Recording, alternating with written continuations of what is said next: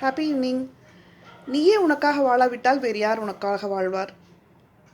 அதே மாதிரி where you direct your intelligence there you grow, where there is a will there is a way. இந்த மாதிரி சில வார்த்தைகள் நம்மளை எப்போவுமே கான்ஸ்டண்ட்டாக நம்மளை மோட்டிவேட் பண்ணிகிட்டே இருக்கும்.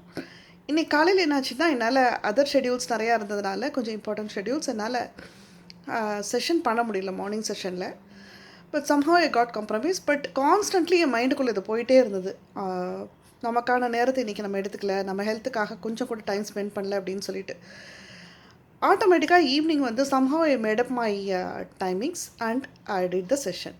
Now I feel so complete and today's session was wonderful, great.